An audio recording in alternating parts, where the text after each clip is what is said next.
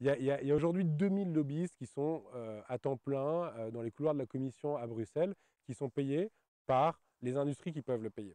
C'est-à-dire les industries qui captent toutes les ressources, et donc du coup qui d'ailleurs ne partagent pas équitablement les richesses.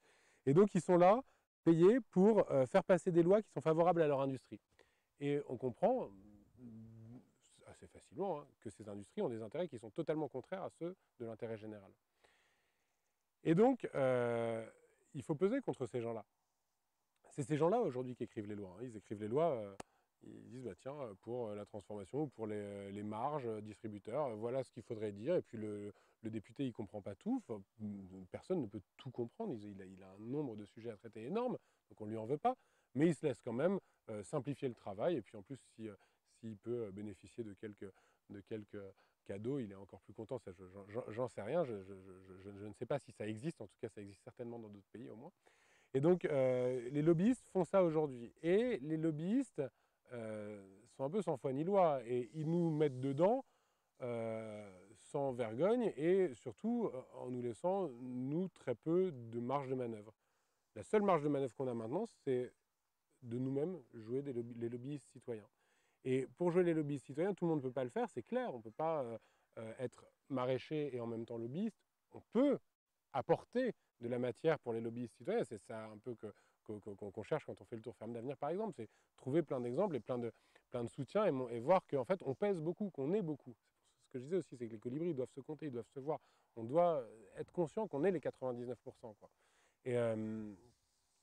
Et donc, que les 99% fassent du lobbying, c'est pas du tout déconnant. Seulement, il faut s'organiser pour le faire. Et nous, on n'a pas voulu aller d'un coup voir les ministres ou quoi. On a d'abord fait notre expérience, ensuite rédigé un plaidoyer qui évalue un peu les externalités et qui chiffre et qui, avec des sources bibliographiques avérées, permet de dire, mais en fait, c'est une hérésie aujourd'hui. La production agricole française, c'est 60 milliards d'euros de PIB. La pollution de l'eau directement imputable à le coût de la dépollution de l'eau, si jamais on voulait la dépolluer et pas la laisser polluer comme on le fait pour nos enfants et les générations futures, si jamais on voulait dépolluer, ça coûterait 60 milliards par an.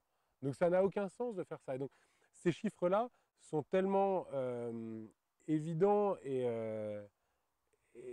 enfin, voilà, sans appel que si jamais les politiques ne les entendent pas, faut les leur dire. Et c'est un peu le rôle qu'on s'est donné. Et on le fait en parallèle de plein d'autres structures qui, elles aussi, ont leur couloir à elles pour rentrer dans les cabinets ou quoi. Mais ça, c'est un des enjeux aussi, c'est de réussir à se synchroniser. Et aujourd'hui, c'est ça, moi, ma plus grosse frustration, c'est qu'on est beaucoup à être d'accord sur 95% des trucs, mais comme ils ont l'impression qu'on est en train de faire un peu la même chose qu'eux, donc ils nous voient un peu comme des concurrents, et donc du coup, plutôt que de s'associer tous ensemble et de porter d'une voix commune quelque chose qui représenterait vraiment beaucoup, un grand nombre de citoyens, de fermes, de paysans, d'agriculteurs, etc., eh ben, on le fait un peu chacun de notre côté. Ça fonctionne. Je pense qu'on a encore beaucoup de travail à faire là-dessus pour être plus efficace, parce que les mecs, ça fait je sais pas combien de générations de lobbying qu'ils ont derrière eux, et ils sont hyper structurés. Ils ont des arguments qui fonctionnent bien. Nous, vu qu'on n'a pas l'argent de ces lobbies, il va falloir trouver d'autres arguments. C'est ceux du bon sens, et c'est ceux aussi des urnes. C'est de dire, bah non, bah là, nous, on représente, je sais pas, 1 million de personnes qui est d'accord avec ce truc-là. Si vous ne portez pas ça, on ne vote pas pour vous. Et comme on sait que les hommes et femmes politiques aiment bien être réélus, je pense que c'est un des leviers qu'on a.